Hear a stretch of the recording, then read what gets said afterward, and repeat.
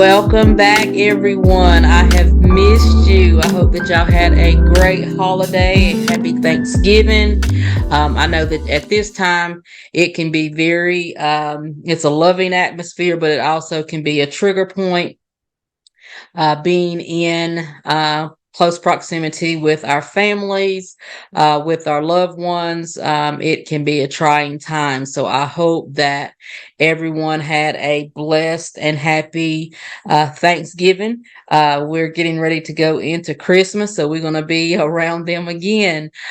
So just to kind of touch base with a reminder. I know we took a break off, but last time we were here, we discussed uh, different questions, different scenarios that could tell you if you had childhood trauma, if there is some type of trigger that you may have. We really began to dig deep, and I gave you a homework assignment. So you've actually had a couple weeks to work on that homework. Some of the things that we covered was things that could fill out if you were had an abandonment wound, guilt wound, trust wound, neglect wound. Those are things that, and I kind of gave you some tips or life things that could show that you have those type of wounds. As I stated before, there are a lot of times that we do not realize that we are wounded because we have had that wound our entire life. So we are now accustomed to walking with a limp. We're accustomed to having a spiritual wound and not realizing that it's a wound and it is hindering us to get where we're wanting to go in our life, whether it's spiritually, physically, emotionally. Those things can become a handicap. But however, as we embrace this series, stepping out of my own shadow, we are not going to be scared of our own shadow in this season. We are what happens when we are in the darkness. The only way a place can stay dark is if you do not shed light on it. A lot of us stay in the dark. We stay in a dark place because our parents and society has taught us that we are to be quiet. We are to not speak on our trauma. We're not to speak on the hurt, the pain that someone may have caused us. So therefore, we retreat back into the darkness. And there is a saying that I have that you can't heal what you keep sealed. So therefore, do not listen on this call right here. I give you permission. If you need permission, I give you permission to speak your truth, stand in your truth. A lot of times, people don't want the one to hurt us to feel a certain type of way. We don't want to expose them for hurting us because they may not be that same person that they were when they initiated that wound. They could still be the same person, but it's the matriarch of the family or the patriarch of the family or the uncle that no one really talks about, or the aunt that no one really talks about. However, you are important. You are just as important as the one who violated you, mishandled you, whatever your trigger may be. So just to touch base on the last time, there's a couple things. So let's just touch base.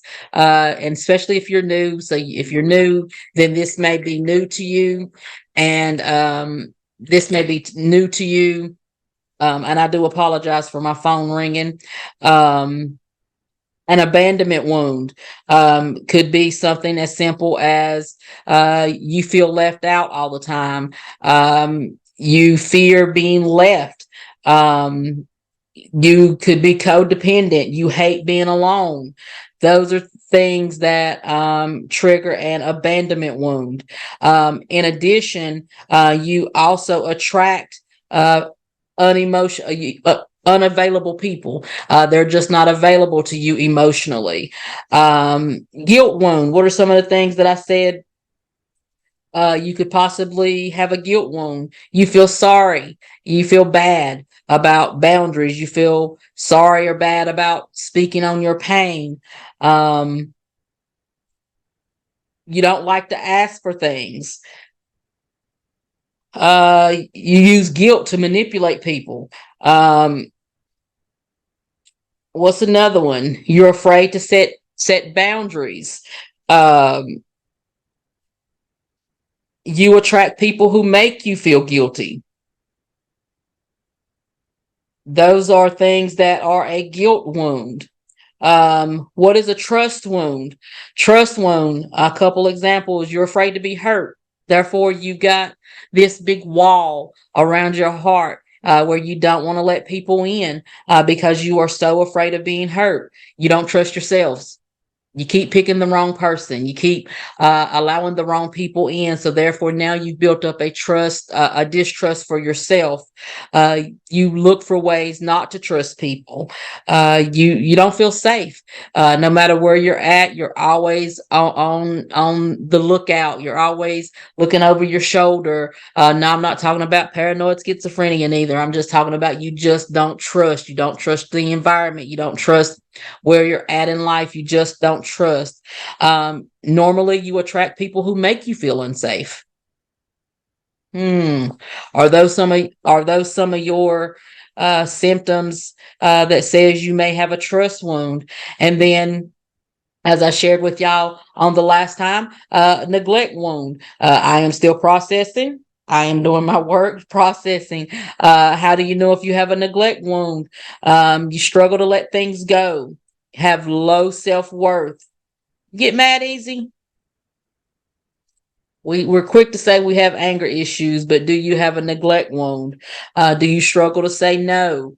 Do you have a fear of being vulnerable? You never want to let your guard down because you're afraid of letting your guard down, letting someone in, and then they walking away from you, or they don't meet your needs. You repress your emotions. It's okay. It's going to be okay.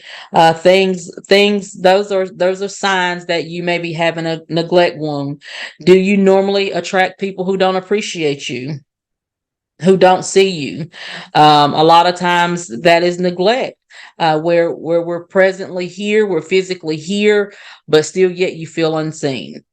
So those are some things that y'all were supposed to work on over the last call, over the last Zoom, and I hope that you did your work. I hope that you were able to take some of the exercises that I had given you and really worked on it. So we're just going to step back into that today, and if anyone wants to share, I will open up the opportunity for you to be able to share some of the things that you were beginning to work through uh, over the past couple weeks that we've not been around each other or with each other. We are back. Your support system is back. There are a few more assignments that I am going to give you, some exercises when we go back, when this teaching ends and we go back to the group. There are some exercises that I am going to give you to work on that. So basically, that is what we're going to touch on tonight. We're going to finish the series that we started the last time. So I hope you have your journals, have your pens, have your pencils, whatever it is that you need. If you need a tissue, grab a tissue. We're not gonna judge you if you get teary eyed. It is okay to be teary eyed. It is okay to be vulnerable. This is a safe space for you. If you do the work, I promise you, if you do the work and you stick with it, you will shine a light on that dark spot.